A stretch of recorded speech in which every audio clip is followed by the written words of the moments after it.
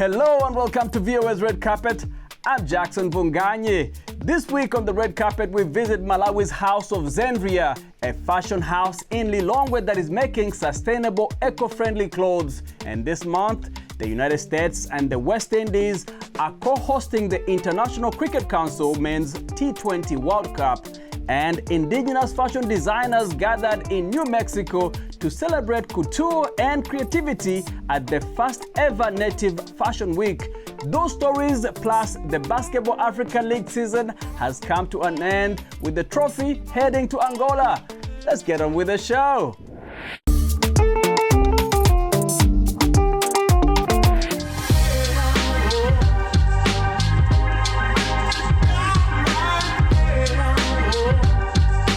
Season 4 of the Basketball Africa League officially ended in Kigali, Rwanda, with Angola's Petro de Luanda lifting the Continental Trophy after beating Alali Libya 107-94. This year, the BAL League expanded to include 12 club teams from 12 African countries playing 48 games across 4 African countries: South Africa, Egypt, Senegal, and Rwanda. Nigeria's Rivers Hoopers beat Cape Town Tigers for the 3rd position. Elali Libya's Joe Lual Achwil Jr. was named the most valuable player of the 2024 Basketball Africa League. He averaged 22 points, 8 rebounds, and 3 blocks in 10 BAL games. Rivers Hoopers point guard Will Perry was awarded the Manute Ball BAL Sportsmanship Award for a 2nd season in a row. I asked him what he wants to be his legacy in the BAL. This is what he said. I hope when I'm done, people remember me, that's all, and not that I was some great player or anything, but that my teammates enjoy playing with me. They have good stories about me. So that's the type of legacy I'm trying to leave. Nigeria's Rivers Hoopers Divine Eke was instrumental in the team's success this year. The New Jersey native has played for teams in Europe and America. I asked him what the future holds for him after BAL. I just go with the win. Obviously, I want to play at the highest level, no matter if that's EuroLeague, Euro Cup, the NBA, so I just go with the win. Whatever my agents or my coaches want to help me with or think is the best decision, that's what I'm gonna go with. Artificial intelligence image generators can mimic artist styles, threatening their livelihood. Madibo looks at how artists are fighting back using tools designed to disrupt AI systems. Freelance artist Carla Ortiz designs characters and scenes for the movie and TV industry. Here's some of the stuff I did for Black Panther. Sought after by clients for her skill and distinctive style, Ortiz was shocked to discover that major AI image generators were trained using her art and are now simulating it. It's really egregious, especially because this is now an overnight industry that's billions of dollars competing in our own markets. Image-generating AI systems are trained using billions of images gathered from the internet without permission. In response to what we've heard, Ortiz is among those challenging this practice in the American legal system. She is also taking direct action. Welcome to Glaze. She and other artists hope to protect their online images using software that confuses AI models during training. Called Glaze, its creators say the software makes tiny changes in an image that humans don't notice, but that distorts the AI's perception, pointing to an artist in the public domain instead, like Van Gogh. Glaze and a follow-up version called Nightshade were developed at the University of Chicago and are free to download. The Nightshade tried to take one step further by not only stopping AI from learning from a piece of image, but also actively corrupt the knowledge base of these AI models. The more the software is used, the greater the impact. Shan says the goal is to persuade AI developers to pay for the artwork they use. If you get enough quantity of that out there, it's really going to start damaging some of the future products. Ortiz's painting, Musa Victoriosa, was the first work ever glazed and has become a symbol of the battle ahead. Matt Dibble, VOA News, San Francisco.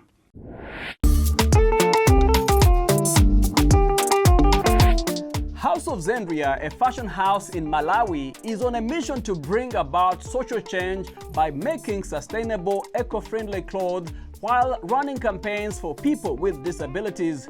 Red Carpet visited the founder, Xandria Kawanga, at her fashion house in Malawi's capital, Lilongwe.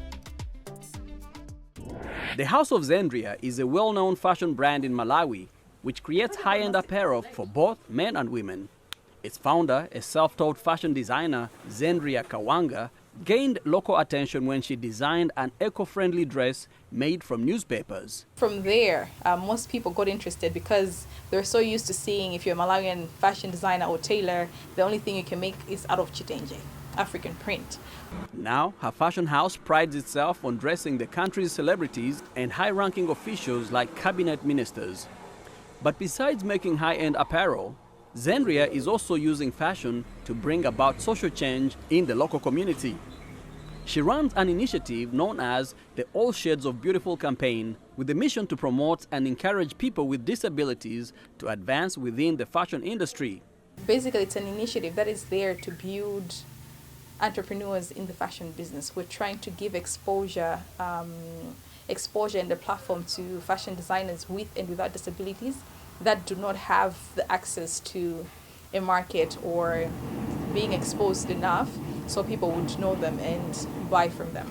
Xandria says another area of focus is to share her skills with young and upcoming designers so they can find their place in the growing fashion industry in Malawi. Imagine an industry is growing and you're the only fashion designers. I can't credit to all clients. I need to give a chance to the other fashion designers to also be able to provide services for other people. That's how we grow. Today, several organizations have recognized her initiatives, which have seen her nominated in various fashion and art shows as she works to have her brand go global.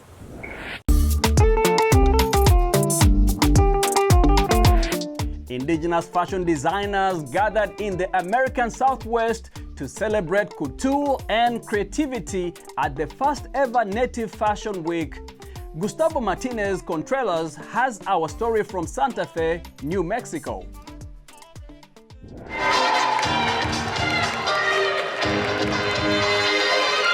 Nodding to the past and embracing the future, indigenous fashionistas took over Santa Fe to show the patterns of history during the first ever Native Fashion Week.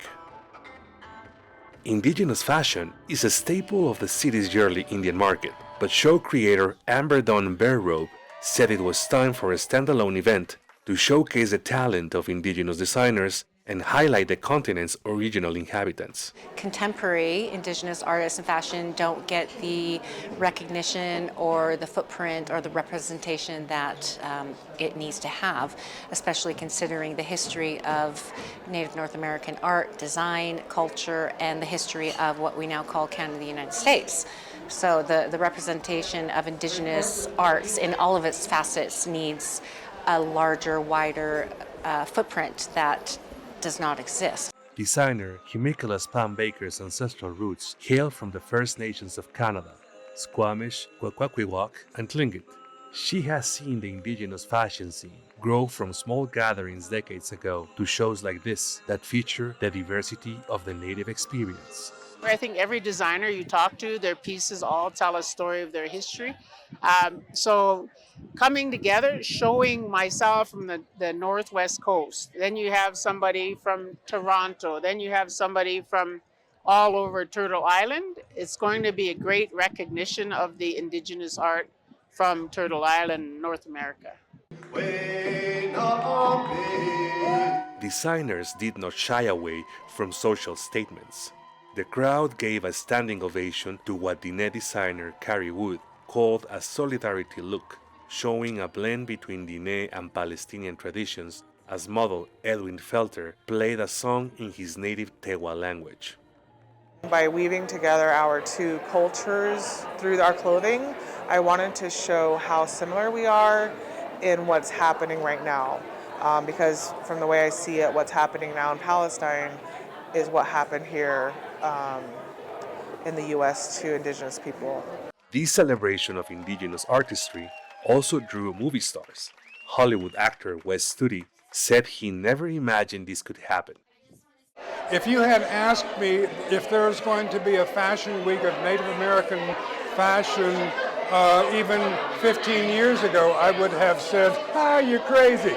But, here it has come about, simply because natives have started putting their heart, their integrity, their dreams, and their visions out there for the public to see. So we are no longer the invisible race of noble red men, if you will.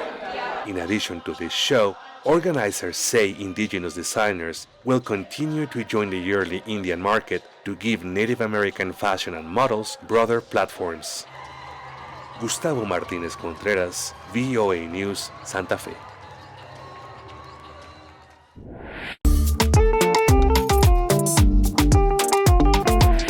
This month, the United States and the West Indies are co-hosting the International Cricket Council Men's T20 World Cup. And despite its overseas popularity, cricket remains largely unknown in America. VOA's Mohammed Atif has more. For the first time, the U.S. will co-host, along with the West Indies, the International Cricket Council Men's T20 World Cup. American audiences will see a sport that originated in England and is dominated by nations like India, Pakistan, and Australia. In the opening match, the U.S. faces fellow T20 newcomer Canada, and Captain Monak Patel is confident of victory. We played like 5 games and we won all the games there against Canada. So we've been doing really well, and as you said, good. We're playing against the top teams in our group, so I think every game will be important. Cricket in the United States has been driven by the growing South Asian community. Fans are eagerly awaiting cricket's biggest rivalry, India versus Pakistan, on June 9 in New York. Tickets sold out instantly. The best thing we could have done, being in the population of Indian and Pakistan community here in New York, and this couldn't be a better place than New York to host that match. I've been able to meet the community. There is a lot of excitement. They are upbeat about this event, and also specifically the match, which is the mega match of the event. Cricket, traditionally a long-format game, has evolved with the shorter 2020 version. The fast-paced 3-hour format known as T20 was introduced in 2003 and has attracted people who previously avoided cricket due to its length. Cricket lovers hope this will help the sport grow further in America. Cricket in America could make a big difference, and especially the T20 format, because we know in America, the Americans want everything to finish in quick time. So I believe this T20 competition is going to be a success. Team USA is hopeful that the tournament will spark a passion for cricket among all Americans. It's all pretty surreal, to be honest. Look, I think it's hugely exciting, not just for myself and the guys in the USA team, but I think cricket globally as well. Whether you're a lifelong cricket fan or new to the game, this T20 World Cup promises action, excitement, drama, and unforgettable moments. From big hits to 90 miles plus bowling speed to nail-biting finishes. Cricket fever is set to sweep America. Mohammed Atif, VOA News, Washington. Thank you for watching VOA's Red Carpet. I'm Jackson Vunganyi. For more entertainment news, remember to check us out at voaafrica.com. We are also on Facebook, on Instagram, and on YouTube. Don't forget to like, to share, and to subscribe. Until next time, goodbye everyone.